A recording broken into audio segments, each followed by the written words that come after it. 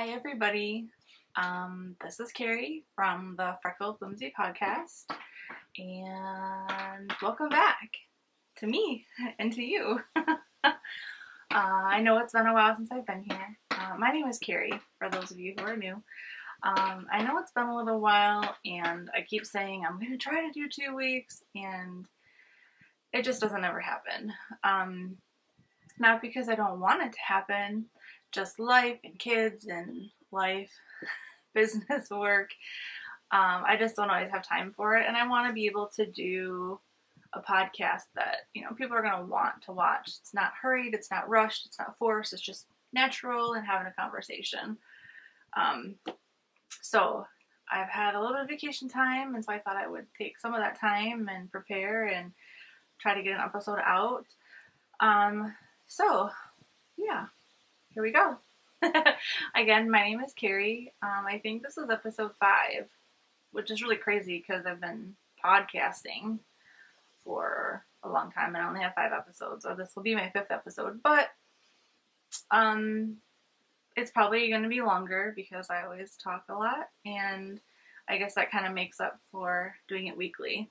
I know a lot of people who do a weekly podcast might do like a 30-minute episode or whatever, a 45-minute episode, and mine tend to go about an hour, which, if you have to pause and come back or break it up into a couple of days, that's totally fine. I'm okay with that. So hopefully you like what you see. I do talk about knitting, a little bit of crochet, and new to the board since we last talked, spinning. So that's primarily what we'll talk about, other than just jibber jabber blathering. What else? You can find me on Ravelry as Carrie Lynn, and on Instagram as Freckled Whimsy. That's pretty much the only places I am. I did create an account on Periscope, but I'm kind of just a lurker there. I haven't done a video or a broadcast yet. I don't know that I will. That has some... I like Periscope for some aspects and some I don't. Sometimes it's really hard to watch the videos because the person's interacting with the people that are talking, which is great, but at the same time, it kind of interrupts the purpose of the content. So I don't know. I don't not like it. I think it's just a new platform and getting used to it. It is cool to interact with somebody live. They're recording and you can ask a question and they can answer it right on the spot. I do think that's pretty neat. It's just getting used to the platform and getting past the distractions of the person who is actually doing the Periscope. And but yeah, so I don't know if I'll actually do Periscope, but I'm Freckled Whimsy on there too, I think. I can't remember. And I can't put my picture out there because I did it when I signed up. I didn't do it through Twitter. I have a Twitter. It's weird. I have a Twitter account, but I've never used it anymore. It's just gotten to the point where all it is videos and pictures, and it's just not a conversational application like it used to be. So anyways, for right now, for whatever reason, there's a bug where if you did it that way, you can't currently edit it to add a photo. So I'm just this bubble. Whatever. My hair keeps sticking to my lip gloss. Let's see if I can put that out of the way. Okay. So, what has happened since the last time we sat down? A lot of you have joined, which is awesome because, for the amount of podcasts that I have up, for the amount of time that I've had them up, and the time in between podcasting, I'm still getting followers on YouTube, which is awesome. And thank you so much for, watching my episodes and taking a chance that there might be another one coming.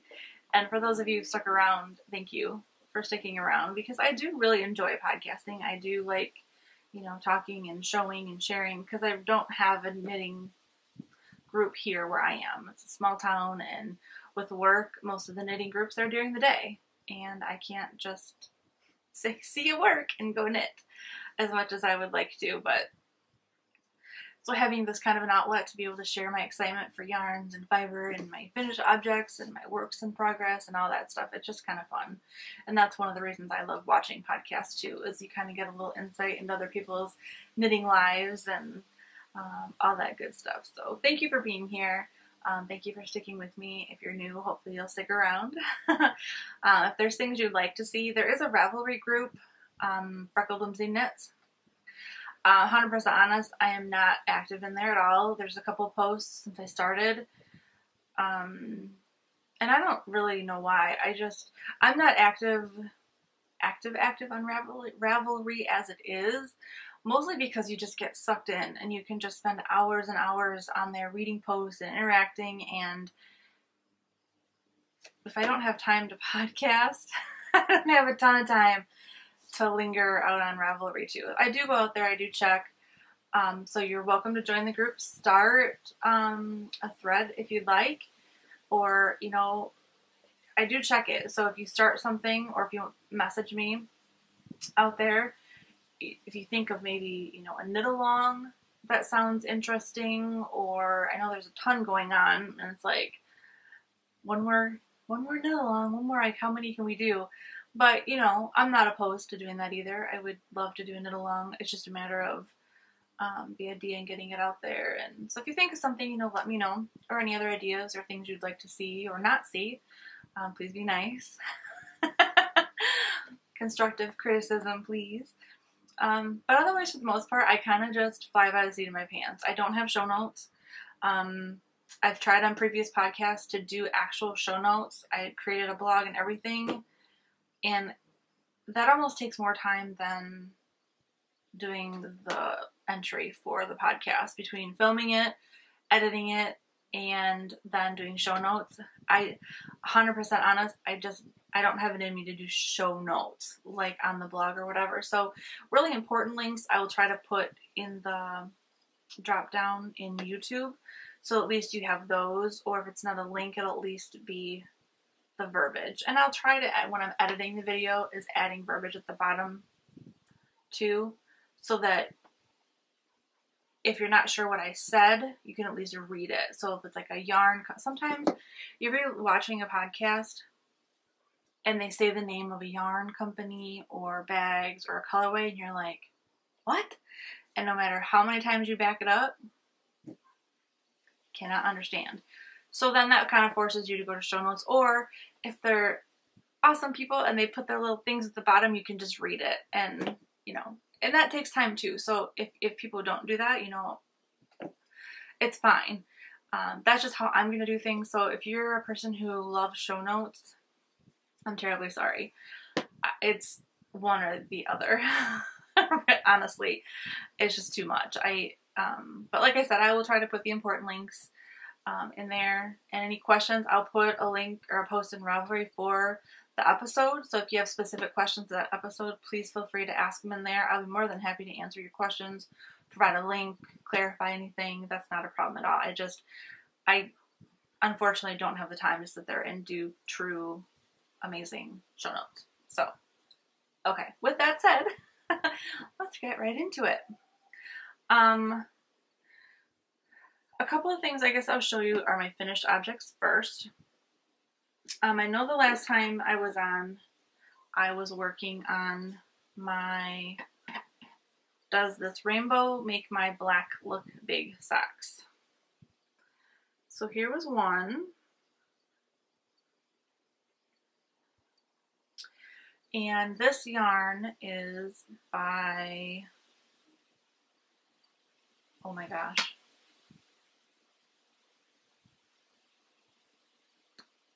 poof, right out of my head. White Birch Fiber Arts. That's it. White Birch Fiber Arts. She has a ton of amazing colors. I want all of them. I have a couple more that I have that I really want to knit up, and there's like 5 more colorways that I really want. But I'm trying to be really good right now and not buy a ton of yarn. Just because clearly you can see this is just a portion of what I have, and I just need to use some of it up. So that was one sock. I actually do have 2. There's one. And there's 2. These were just cuff down socks. I used the Hermione's Everyday sock pattern. I didn't do the patterning in the actual sock, but I did the Eye of Partridge heel. So what I did is after I got past this third set of rainbow, I should make it so you can see what I'm actually showing you. Once I got this third set of the rainbow, I just continued in the black to do the heel flap. And then, what did I do? And then I continued through the color striping. So I kept going until I did the heel turn. And then once it was time to actually like do the gussets and pick up the stitches and go around the whole sock, I broke off the yarn and I continued back with the black so that this whole piece here would be black. That way it just didn't quite interrupt the heel as much. So that was, let's see if I can show you better. Eye of Partridge and heel flap, or heel turn, gusset, just your traditional, and then just your normal toe decreases. They turned out almost the same. Like, they're identical until the toe. I don't know how that happens. Weird. But anyways, they're done. I think I have some ends to weave in. But they're done, right? Once they're done knitting and they're off the needles, they're still done. Technically, I could wear them without weaving the ends, right? Yeah. They will get done. Before it gets too cold, I will have all my ends woven in on my socks so that I can wear them all and not worry about strings between my toes. So that's one pair of finished socks. And then on my very first podcast, you will probably recall, well, actually, let me do this. Take these off. You will probably recall this sock.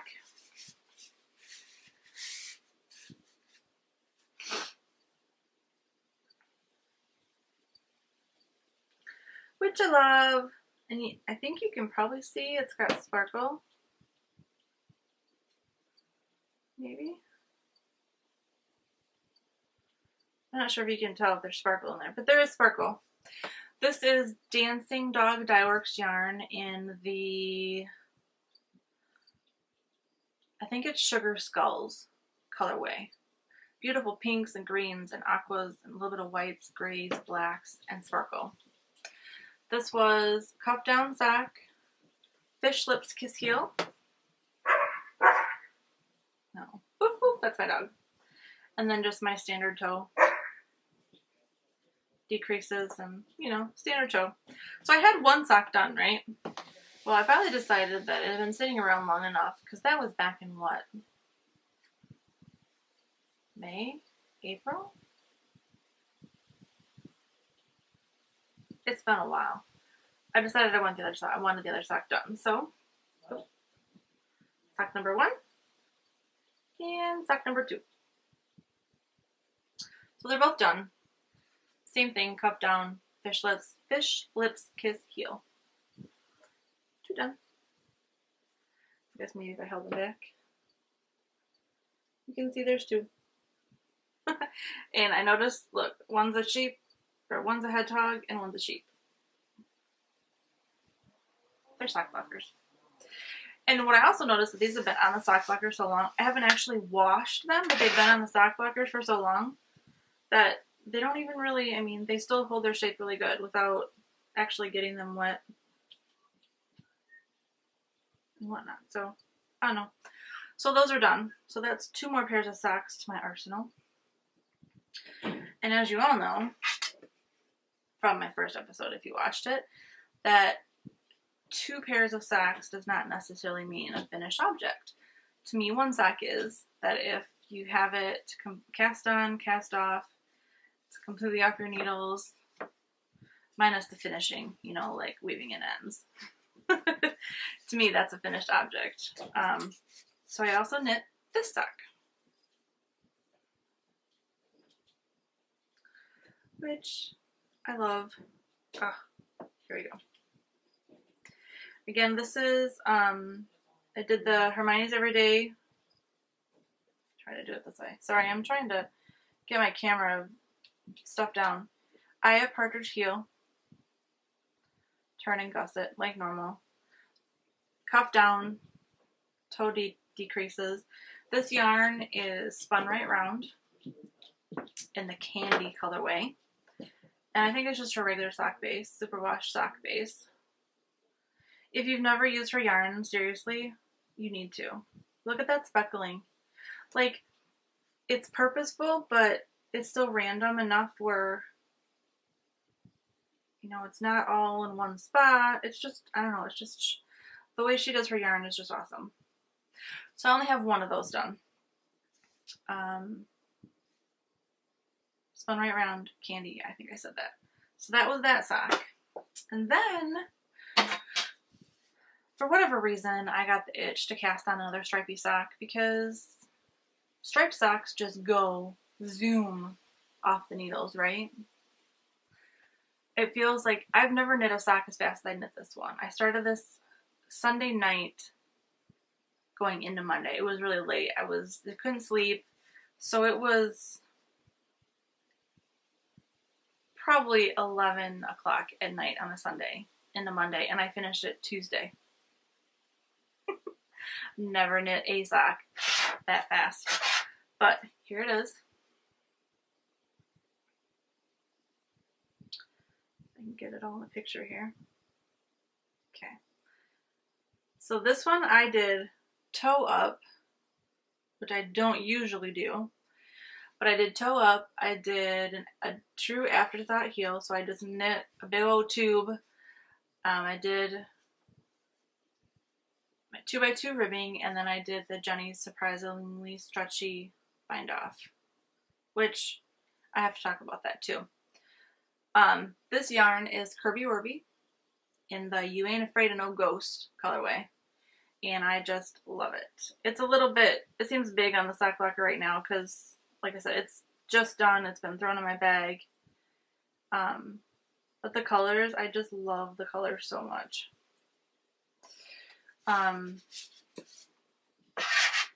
Sorry about the noise. What I wanted to say about the bind off is one of the reasons that I always hated doing toe up socks was because of the bind off. I would much rather Kitchener 1,000 stitches than do a bind off on a sock. Not because the bind off process itself is hard or annoying or whatever. It's just more, I didn't like the result. I've tried a few different bind offs. They were either too tight, couldn't get my sock on, and then I was like, you basically have to, you know, rip that part out and redo it again, or the sock is frogged. So for whatever reason, I started this one toe up. And it's probably because I like doing toe up. Like, I feel like I get through the sock much faster if I do toe up, which is really weird. It's probably all in my head. Realistically, it's all in my head. But, so I did that. I like doing the Turkish cast on. And I just think it's neat how it works. Things like that just tickle me pink, I guess. Just something that seems so simple and how does that work, but it ends up working. And I think that's just pretty cool. So I did the Turkish cast on. So then when it came time to do my ribbing and the bind off, and I was like, oh boy, what am I going to do now? I got this far in my sock. I want to finish it. And I have to do another one, which I've done the reverse. I've done a toe up and then I did the other sock cuff down. But I really didn't want to do that. So I'm like, okay, I'm going to go on the search for videos again. And I found a video that I was quite impressed with. I'll have to put the link in the down bar because I don't remember who did it. I saved it. It's like I know what video it is. But for whatever reason, that video kind of just clicked. It was very clear. It was up close. It was using bigger needles and bigger yarn. And she went slow enough that it wasn't so slow that you're like, come on. And it wasn't so fast. It was like, wait, back up. Do it again. It was like Goldilocks, just right. It's so weird. You gotta know what I'm talking about, right? You can watch a million videos and all of a sudden it's just like, oh, I get it. And so I don't know if I was doing this wrong before, and I think I was. What always confused me was the yarn overs, I think, because, you know, they'd always say reverse yarn over. And so you'd stop and think about it and be like, which way do I do a normal yarn over? Like, you have to stop and you just do them normally, right? It's like a knit stitch, you just do it. You don't really think about it. And then they say, well, do it backwards. Well, maybe it was just me being dumb. I don't know. But for whatever reason, I think that's what I struggled with. So as I was watching this video, kind of like how when I was doing my campsite shawl and I figured out a way so I could remember how to make one right and make one left, so I didn't have to keep looking at the instructions. Because if I have to continually look at the instructions, forget it. It's a pain. It takes too long, right? That's why a lot of people don't like doing Kitchener, is because you have to look it up every time. Well, I don't have to look up Kitchener anymore either, because same thing. I've just found a way to remember it to adapt to me so I don't have to keep looking it up. So what I figured out in this, and I'm sure I'm not the only one who's ever figured this out, but of all the videos I've watched, it was never presented this way.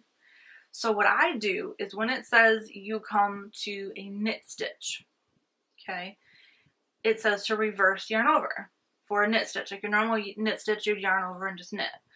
Well, what I realized is a regular yarn over for a knit stitch is counterclockwise.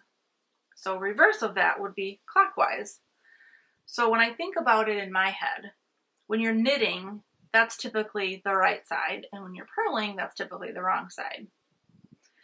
So if you're thinking an aspect of counterclockwise and clockwise, or time, clockwise is the correct way to read time. So if you come into a knit stitch, you're going to do it the correct time and wrap it clockwise with the yarn in back, which when you do a yarn over for a knit, your yarn is always in back anyway, so that's not changing. And then for the purl, of course, your yarn's already in the front for purl because that's just how you do the stitch. Purl is wrong side, so you wrap it counterclockwise. And that, for every time you come to those types of stitches, that's just how I remember how to do yarn overs. And the thing that I noticed, and I'm going to try to show you,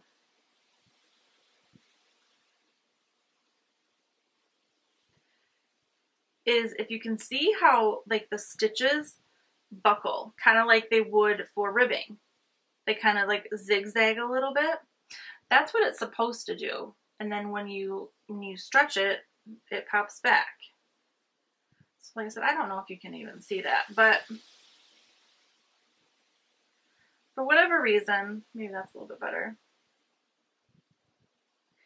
This was the first time in following that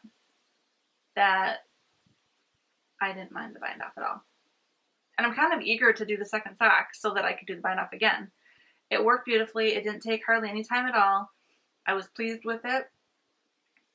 So if you've had trouble with the bind off, or maybe, you know, like sometimes people will say it flares when you do that particular bind off. This doesn't flare. Like if you look at it, like I've stretched it and it pops right back. There is no flaring. It kind of comes down like that, but I think that's just because of the heel. But there is no flaring. Like it comes in just like a regular bind off, which is what it's supposed to do. And before, when I would do it, it would be like this. Like the ends would flare out, which I know it's under your pants. I know people don't look at that, but I do. I know it's there and I don't like it.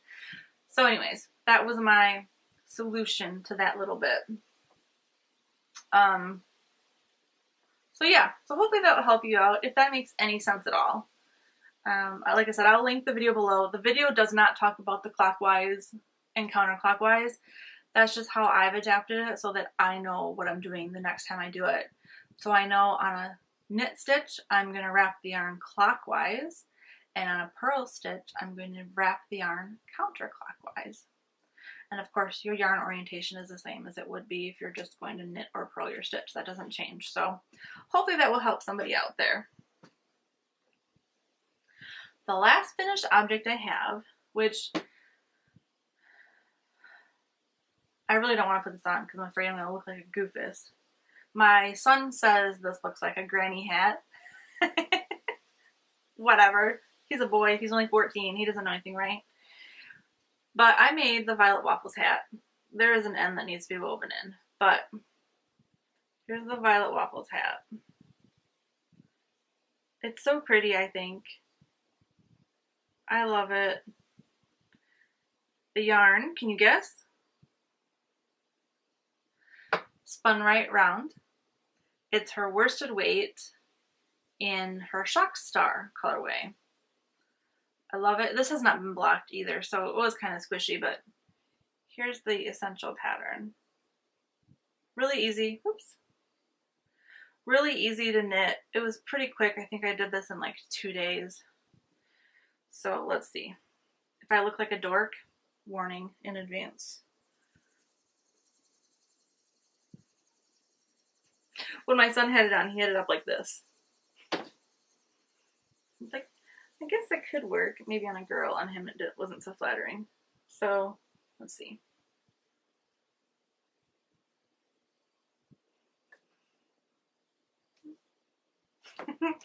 So, I don't know. I like it. I think it's cute. I was trying to decide if it needed, what do you call them? A puff ball? A poof ball? I don't know. Maybe I should keep the hat on. It'll keep my hair out of my face. It's kind of hot though. But do you like the hat? I do. I really do like it. Violet Waffles. I don't remember who the designer is, but I will put it down here. It's a free pattern. It works up super fast. I want to say it called for a DK weight yarn, but like I said, I use worsted. I use the needle size that it called for, and the mistake I made, I think it calls for a size 4 US and a size 6 US. Pretty sure. And I swear I grabbed the smaller needles to start, because when you start a hat, you use the smaller needles, and then when you get past the ribbing, you use the bigger needles. Apparently I grabbed the 6 from the get-go. So when I went to change my needles, I'm like, wait, that's not going to work. And I wasn't going to go up another size. So I just kept going. I did the whole hat in a size US 6, which I believe is a 4mm needle. And it is a little bit loose, but to me it's fine, because I don't like my hats to be like, because one, I want to be able to take my hat off and my hair not be all smooshed to my head. But also, I just don't like things that are super tight around my head, because one, it starts to get itchy, and not because of the yarn, just because of the compression, I guess. I don't know. I'm just very weird about stuff like that. So, anyways, fix my hair a little bit. There's my Violet Waffles hat. Oh, and if you noticed, my hair isn't big, poofy, curly. I actually cut my own hair. Maybe I shouldn't tell you that. I cut my own hair. I Googled it. No, I YouTubed it. About cutting your own hair. And how you put it like in ponytails. And then you pull it out and you cut it. Yeah, I did that a few times until it looked how I wanted it to look. And I'm pretty happy with it, actually. So, anyways. So yeah, I had cut a lot of hair off. There was a ton of hair in my garbage can in the bathroom after I was done. And I was like, wow, that's a lot of hair. But it feels good. It looks better, I think. I really needed to cut it. I'm just too lazy to go get it cut, I guess. Okay, so I think that's all of my finished objects, unless you count spinning. I know on my last episode, I was talking about how I wanted a wheel, or I wanted to learn how to spin, but I was afraid that it was going to take away from my knitting time and whatnot, and then Tour de Fleece happened. I don't know how many Instagram photos I saw that I was just amazed by, that it was hand spun yarn. One of them, Susan Claudino, who is No Knit Sherlock on Instagram, her yarn that she hand spun looked like it came off of the shelf. She's so amazing at her spinning. And I'm sure there's many other people out there that are like her. She was just the one that I kept seeing over and over again. And I was just between her and everybody's posts of even the yarn that wasn't perfect. I mean, because the barber poling and the thick and thin, it's all beautiful. And the more I saw, the more I wanted to be able to do it. And I knew that I was no good at a spindle. I've tried, and I don't know why. Oh, my hair, I'm so sorry. I have a fan on above me too, so it's kind of blowing my hair a bit. I'm about ready just to say forget the lip gloss here.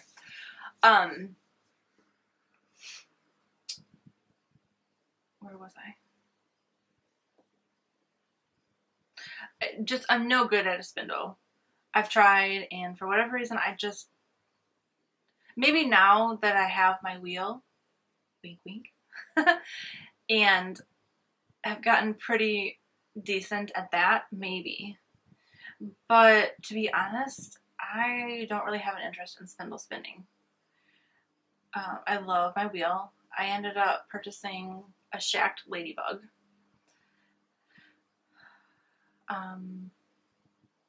And I hadn't, it wasn't like a spontaneous purchase necessarily.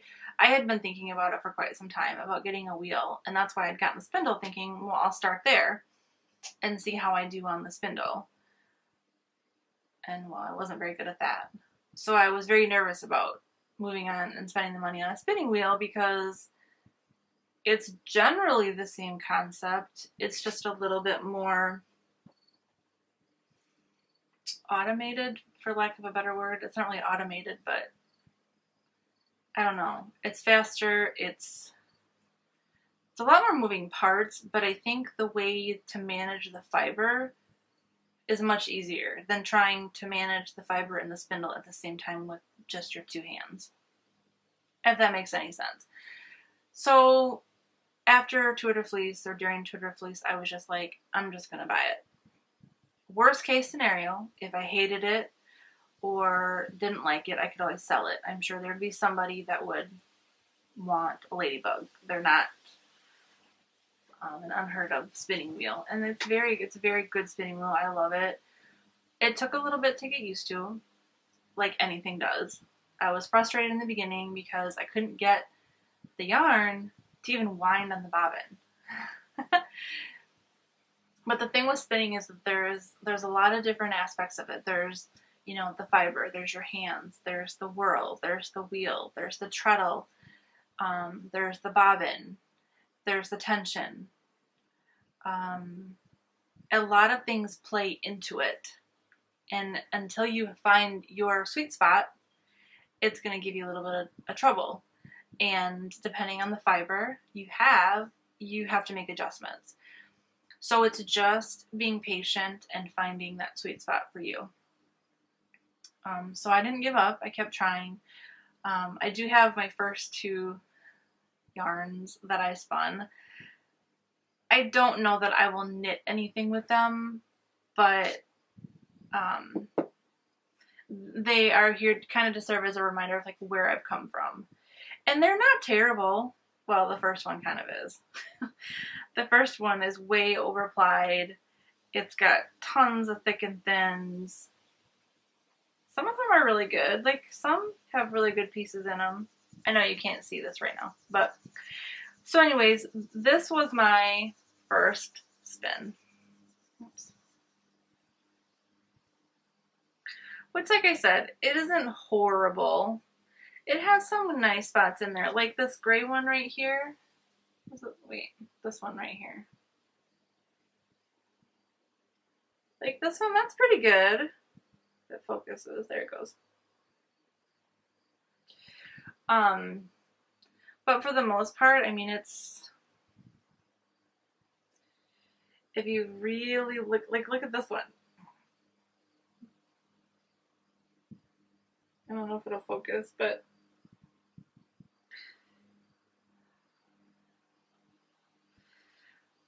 it's just not very, like this spot right, this whole spot is just way thicks and thins. But like I said, it's not horrible. It's spun. There are some good parts. And there are some parts that feel like rope because it's way overplied, way overspun.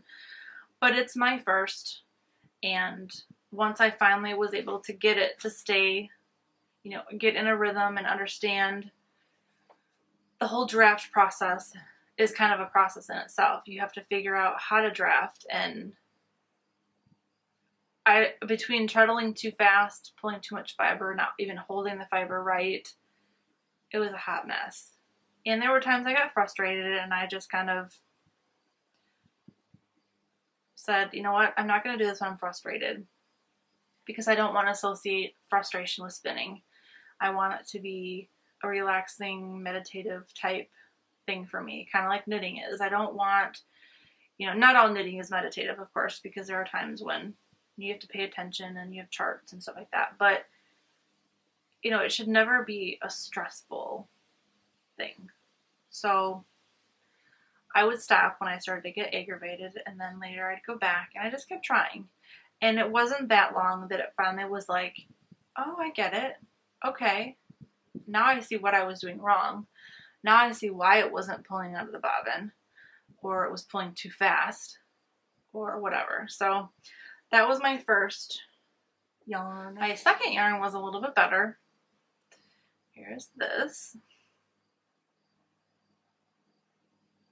Love the colors in this. Total fall. I thought about doing a hat in this, and I still might.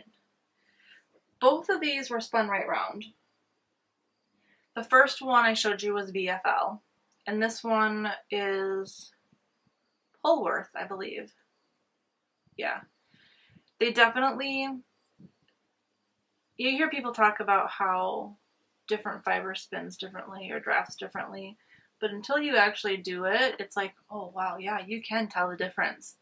It's not a bad thing, it's a good thing. You just kind of have to know what you're working with, and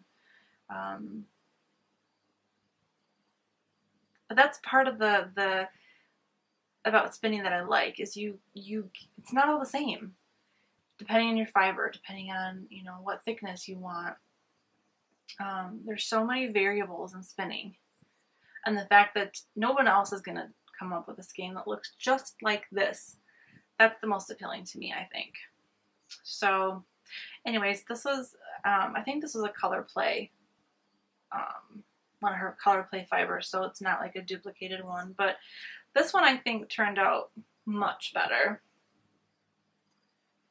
They're still thick and thin, but it's much more consistent. Much happier with this one. And for both of these, I would, you know, pull the fibers in half. I'd have a braid, I'd pull it in half until I'd have, I don't know, 6 or 8 different things to be able to draft it much easier. My third skein of yarn, or my third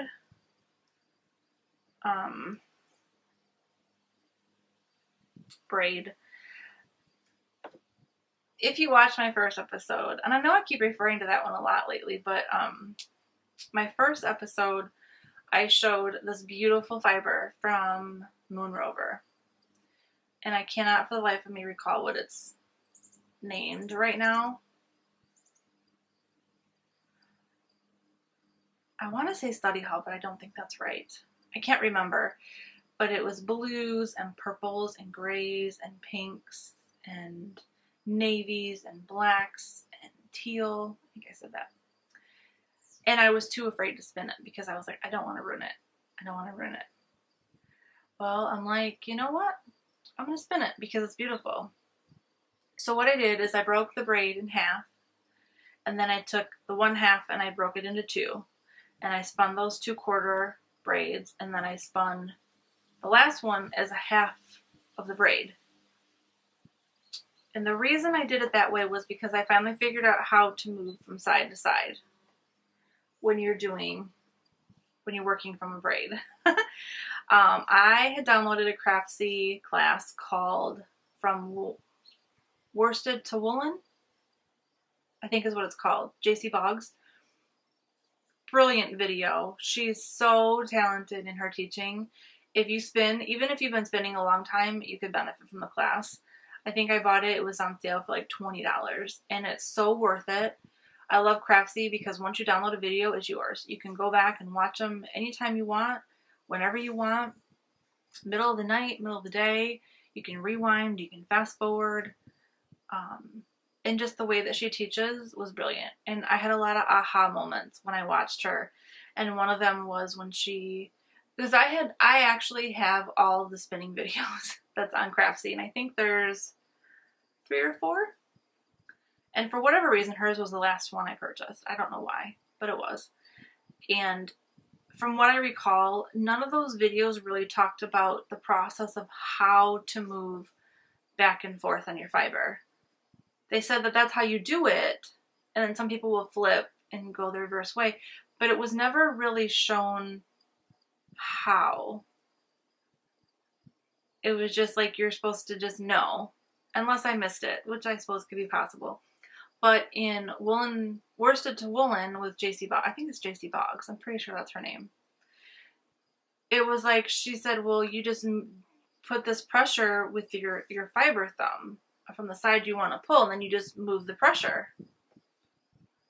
Okay, so I started doing that. I was like, holy crap, it does work. I was incredibly excited about that because I want to be able to take one full braid and just spin from that braid. I don't want to have to break it apart. For various reasons. And it's just another way to spin. It's just another way to add to your repertoire, or however you say that word. So that was the thing that I learned, and I don't want to get into details because it's her video, but I think that video helped me the most out of all the videos. So if you're new to spinning and you want to learn, she goes over every drafting technique. Front, back, long, short, chain. No, she doesn't do chain ply. She doesn't do plying. But she does all the drafting. She does all like the beginner basics and stuff like that. And it's not even necessarily beginner. So yeah, definitely check out her video because she tells you about all the like I said, all the different drafting methods, what to do, what not to do, how to join new fiber, all that fun stuff. And the other videos are really good too. I'm not dissing those at all because I learned a lot from them too. But I just felt that her video was the most helpful out of them all. So anyway, blah, blah, blah. Let me show you. I did finally spin up my moon rover, and I love it. Here it is.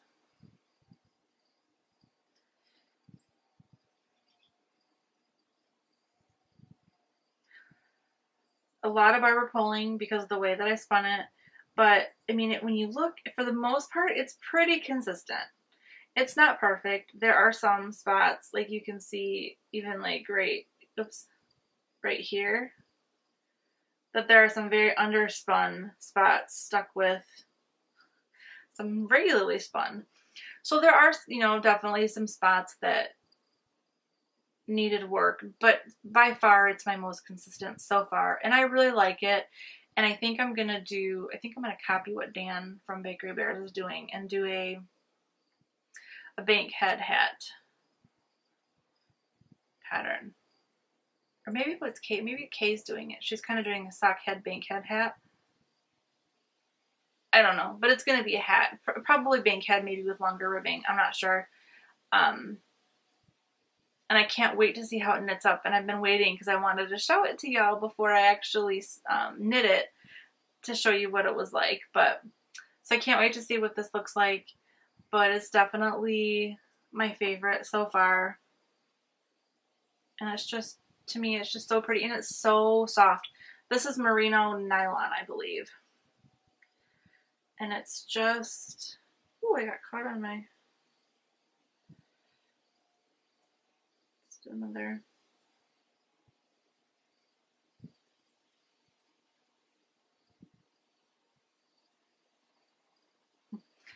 So yeah, this is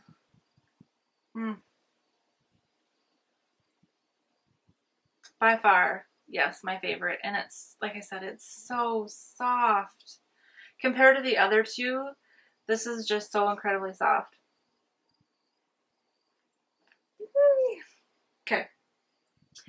So the last thing for my spinning is I'll just show you that I've been working on this. Let's see if it'll okay. This is fiber from fondant fiber, and it's beach something, and it's over there, so I can't get the rest of the fiber, but I'm definitely getting a lot more consistent with my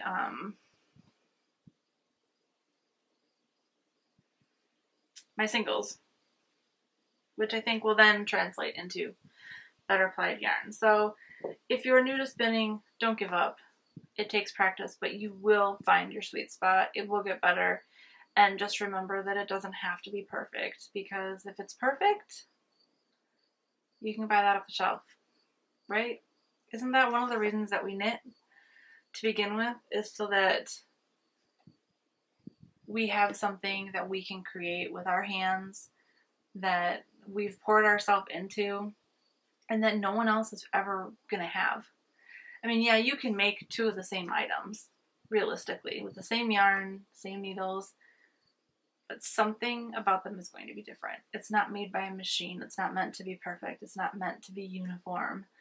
And that's what I love about crafting in general, about anything, whether it's knitting, crocheting, sewing, making bags, any of that. It's all just different. And that's what I love. So anyways, what do you love about it? Why do you share that? Do you share that feeling that you want something that's unique? Or does that really not matter to you as much as just like the process? You like to knit because it's meditative or it calms you down, which it does that for me too. And don't get me wrong, it's all part of it for me. But I'm just definitely, just like when I would make quilts, if I would see a quilt out there that I loved, I didn't want to make the same exact one. I'd want one with different fabrics. Like I could make the same pattern, but I'd want one with different fabrics because I wanted mine to be different. So that's kind of the same with my knitting. If I see knitting, I don't always pick the same yarn that the designer does or that someone else does, even though I love it. I might copy. I'm not saying I wouldn't. But for the most part, I want to make my own. Okay, so enough about spinning. And if you have questions, let me know. Again, post them in the group under the episode thread if you have questions, or if something I said wasn't clear. I'll try to put the links or the references in the down bar for the Craftsy class that I took. So I guess I'll do works in progress. Right? Yeah, why not? I decided to do the Whizbang socks. And these are by Sarah Shoe. It is a paid for pattern. I started these 2 at a time, toe up, again. Not again as in the same socks. Just the process of 2 at a time, toe up. And I usually get a good chunk of both of them. And then I'm like, this just doesn't seem to be going anywhere. And I'll always separate them. And I did it again. So, anyways, but that doesn't matter because now I just have 2 socks going in. I just have an early start on the second one, right? So, well, here, let me show you the yarn first. The yarn is Miss Babs. Focused. And this is in the Deep Sea Jellyfish colorway. Beautiful yarn. I love it so much. It's in her tart base? Maybe it's her tart base.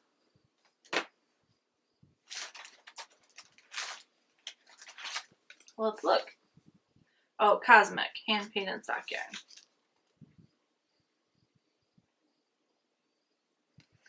Here's the content. If you're interested. I'm using 2.25 millimeter needles, or a US 1. And here they are.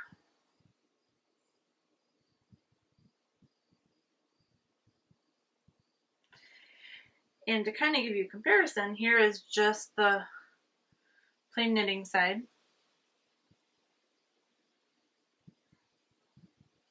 Do you notice right here?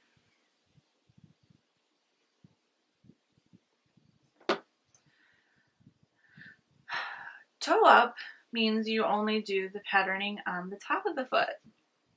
Guess what I did? I did my first, pattern repeat on both sides. And then I was like, wait a minute, why am I doing the pattern on the bottom of the foot? No one's going to see that. So I stopped. So there is a ridge right after the toe on the bottom of the foot that has the patterning on it, which whatever. It's not like it's going to bother my foot, but I just thought it was funny. So yeah. So that was one, and then I have the other one here. Of course, separated. 2 different needles because I like toe up. I mean, I know that I'm doing 2 at a time, but it does get tangled sometimes, which is annoying, and sometimes I feel like it's taking away from the process. And I know some people think it's faster, and maybe it is. I don't know, I just give up after a bit and just switch to 2 needles. So here's, let me show you the pattern side. Here we go. So you can see which one I've been working on a little bit longer. But they're so pretty. The pattern is super easy to remember. It's like a 6-row repeat. Technically it's like 6-row repeat, but they're so easy to remember. And you can just figure out where you're at by looking at where your slip stitches are. So that's been on the needles. Been loving that. I can't wait to get those done. I will probably not do the heel that's in the pattern. I will probably do a fish lips kiss heel. But we'll see. I'm not sure. So that's that work in progress. My other work in progress, which I'm very excited about this one, is the Windswept shawl by Molly from A Homespun House. And I am using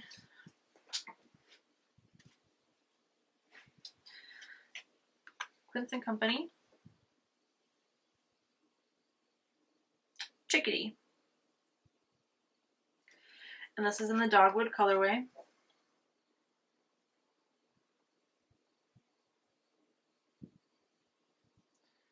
Come on, focus.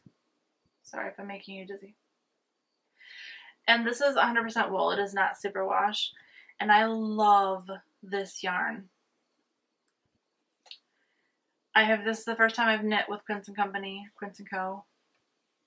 And I will definitely be ordering more. It's very reasonable. I wish, these come in 50-gram hanks. I wish they'd come in 100 grams because that will just be less ends to weave in. So I don't know the purpose necessarily behind why they only do 50 grams. If you know, let me know. And not that it would deter me from ordering the yarn or using it, because it's beautiful yarn. It's soft. It's beautiful to work with. Beautiful stitch definition. I just don't know why for sport weight yarn they only have it in 50-gram hanks. And there's 181 yards in a hank, so maybe that's why. Because if they did 100, it would be like a big hank. But I'd be totally okay with that. Wouldn't you? Am I the only one who feels that way about Quince & Co? 100 grams. 100 grams, please. Okay, this is the shawl. See, actually, I'll try to do it from back here first. Oh my gosh, so pretty! Bring it up close so you can see. The color's really not coming through quite right. This is pretty light. Maybe if I hold it back. You can see the stitch definition quite a bit right there. The color's a little bit more pink. It's kind of being washed out. I guess maybe back here it's a little bit better. And then even the wrong side is pretty. Isn't that pretty? Oh my gosh. I think I'm only at I don't think I'm even halfway yet. I'm at like 73 stitches on a panel. I think I have to get to like 169. So it's going to be big. I'm not even done with my first ball yet. This is still my first ball. This is in my Yarn-It.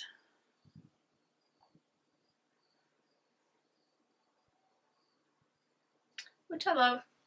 Every project I'm working on, I pop my yarn in there because then I know it's not going to get away on me. But so yeah, I'm using my Carbons interchangeable needles, US 6, 4mm, and it's so hard to show a shawl on the needles, but that's it.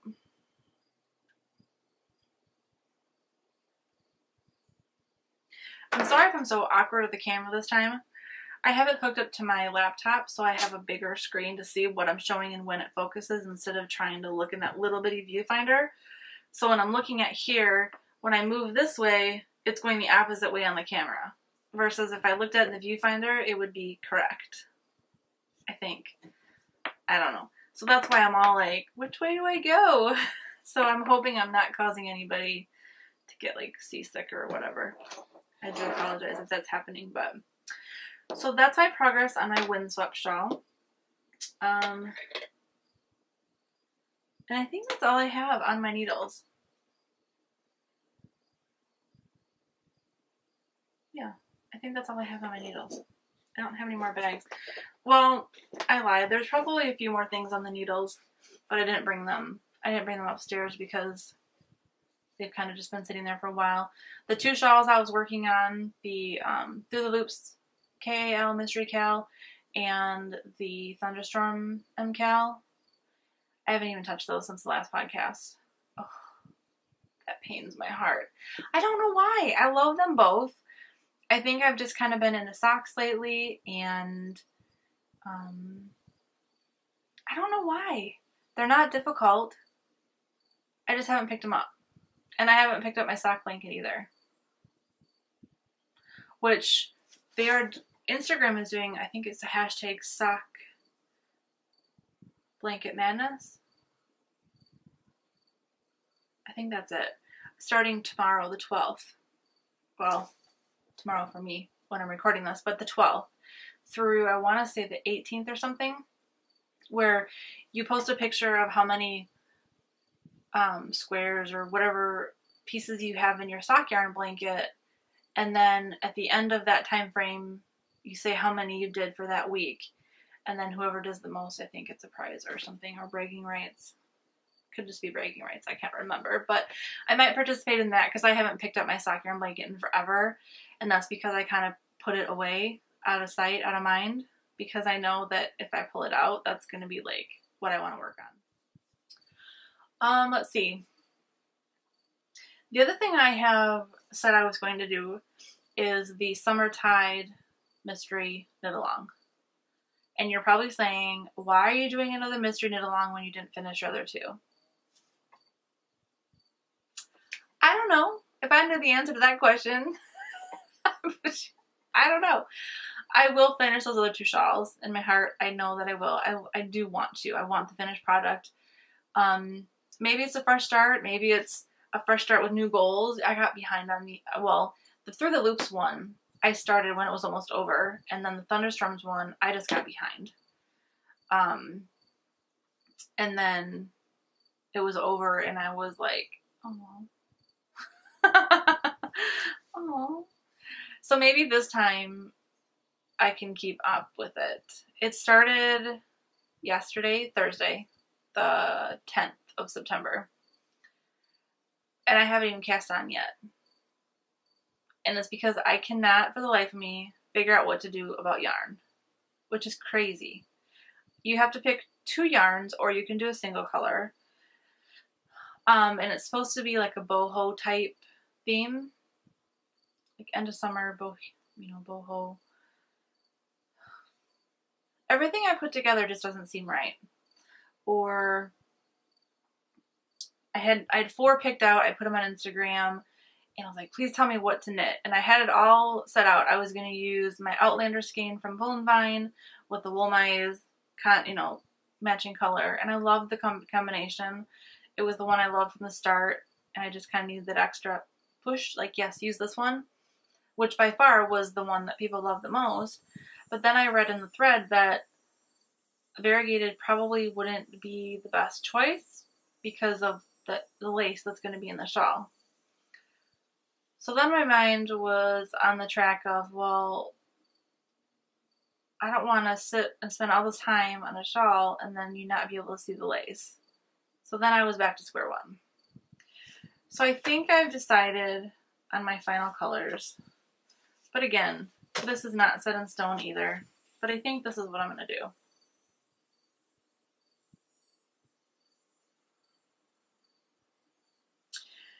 The bottom one is it's a darker gray. It's by Life in the Long Grass, and it's called Irish Black. And then the pink one is a very subtle, I won't even say variegated, kind of, but very subtle, very romantic, wispy pinks and a little bit of speckles. And it's called Apple Blossom. And if I could get my hands on another one of these, I would do the whole shawl in this. So part of me wants to message Maya and be like, can you dye me another one? But I know that she's in the process of moving right now, and she hasn't even posted on Instagram in like 3 weeks, and her shop is still closed. So I don't really want to put more on her plate.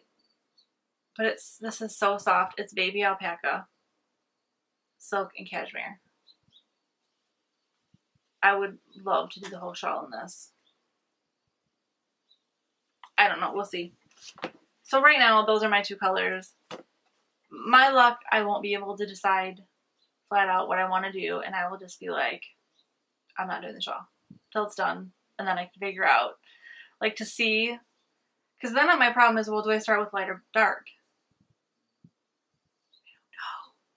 That's the problem with mystery cows, is you don't know, and I want to do it. I so want to do it. I love the thought of the mystery, but I also don't want to lose out on making the shawl and it be like, oh, I wish I would have did it the other way around, or I don't know. I'm too indecisive, I think. I think I just need to just do it. Worst case, I don't like it and I rip it out, right? That sounds terrible. Help me. What would you do? Light or dark first? I'm thinking dark. I'm thinking dark. We'll see. The mystery knit along is by, oh dear, she's Curious Handmade on Instagram, and her blog is Curious Handmade, and she does a million patterns, and I cannot for the life of me think of what her name is right now.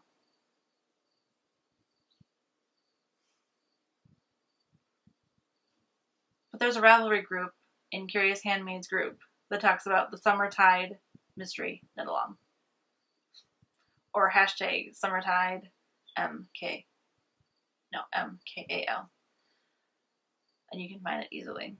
And I will put her name down here too. So, I guess we will move on to new things, which I'm sure I have more new things than I'm going to show you since I last podcast, but you know, I can't keep track of it all. The Quince & Company was new. The Life in the Long Grass was new. A couple of fibers I got. This is another fondant fiber that I got. So let's see. Oh, fondant fiber. And this is in the Elfin colorway. My gosh. And this is sparkle. And it's beautiful.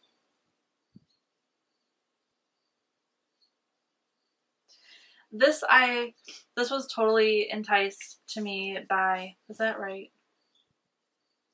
I saw this first on a podcast, and I will butcher the name, but I'm sure you've all heard of her.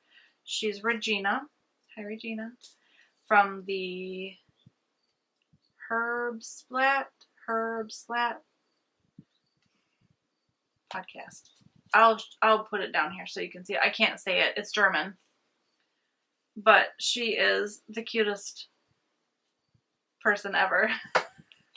She just makes me laugh. She's just so sweet and kind and full of energy. And if you haven't watched her podcast yet, go give her a visit. She's just all full of happy is the best way that I can describe her. She just giggles and laughs, and yeah, she's just super sweet to watch. I really like her. But I first saw her spinning this on her podcast, and I was like, ooh, you see the sparkle? So I had went out on Deb from Fondant Fiber. I went out to her site, and I bought, I think, 3 fibers from her. I bought this one. I bought the one that I'm currently spinning, which is something beach, and this is just merino, I believe. Oh no, merino cashmere. And I bought one more. I'm looking around to see where it is. I can't remember what it was called or what color it was. Oh, it was like cherry cola or something. It's like red. It's like cherry cola. Those colors. I don't know why I didn't bring it over here. I forgot. Okay. In other fiber related news, because I started spinning and because I really enjoyed the process now, I joined the Into the World Fiber Club, and I'm just doing the classic for right now. I didn't want to do the luxe because, I don't know, I thought, well, I'll start with this.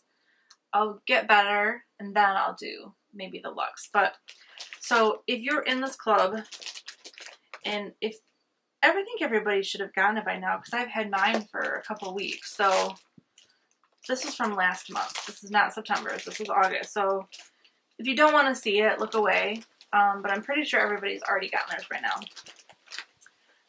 And I'm sorry for the crinkling. I will try to reduce as much as I can. So here it is in the bag. I don't want to really take it out, but look at those colors. If that doesn't scream fall, I don't know what does. And when I first got this, I loved the colors right off the bat, but then I saw the name.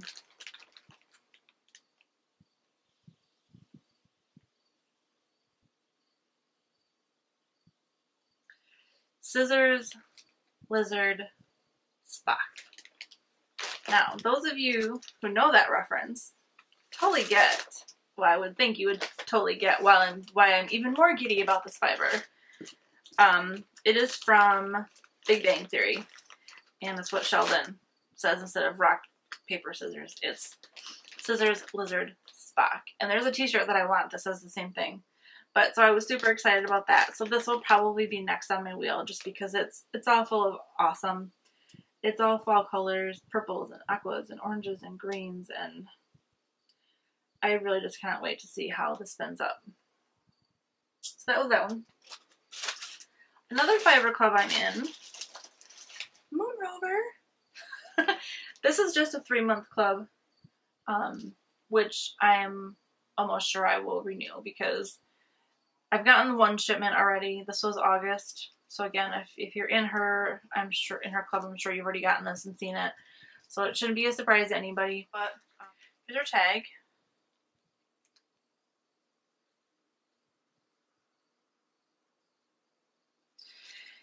And these are the best smelling little sachets. I don't know what she puts in here, but it smells incredible. So I think I'm gonna take this one out. She packages them so nicely, but these colors are just, look at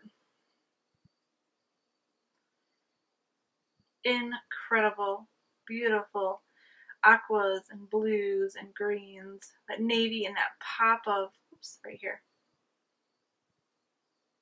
This, it's like a lime, yellow, green. It's so beautiful. I don't know how else to explain it. There it goes. So that's that. There is no colorway. It's just superwash and nylon, 8515. And it's just the August Club. So there isn't a colorway for this. I'm very excited to see the next two colorways, and I'm pretty sure I will probably continue on with that because that's the same fiber that I spun this out of. Well, that looks like a hot mess, but you know, this yarn. It's super easy to spin. There, I didn't find any, you know, felted parts. There was, it was easy to draft. Just beautiful all the way around. So I can't wait to spin that. And that one I think I want to spin from just the entire braid. I don't want to break it apart. So that should be fun. That's another one that I want to put on my wheel like right now. I just want to spin all the things. A couple yarn I will show you, a couple yarns I will show you is Vivid Yarn Studio. She's Julia from Vivid Yarn Studio. She's out of Canada. She is on Etsy, and she also makes beautiful yarns and sock blanks, and I could order all the things from her too. She has a yarn club, and sometimes with yarn and fiber really is you never know what you're going to get. So you could get something you don't like, but with Moon Rover and with her, with Julia from Vivid Yarn Studio, I've never seen anything I didn't like. So I really didn't think I'd be unhappy with no matter what I got. So here's her tag, or here's her label. Whoops, sorry.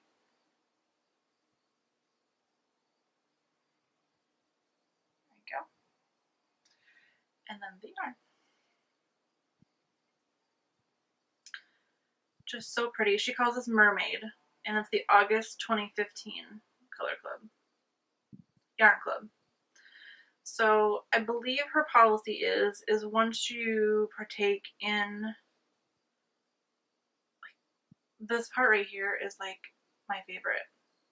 Those purples. But I believe her policy is if you're in the Yarn Club, whether it's 1 month or not, you can request prior colorways too. Otherwise, they're exclusive to club members until like a year after they've been out or something like that. So this will be a beautiful pair of socks. I cannot wait for that. And then, if you haven't figured out by now, Miss Babs is one of my favorite dyers ever. If I could get all of her yarn, every color, every base, I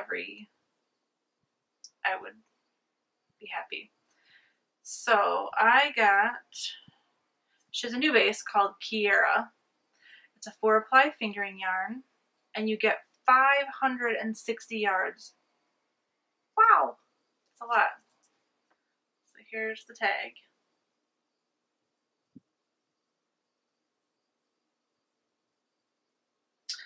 It's 100% superwash merino, so there is no nylon in this. So if you're looking for socks, you may or may not want to use this.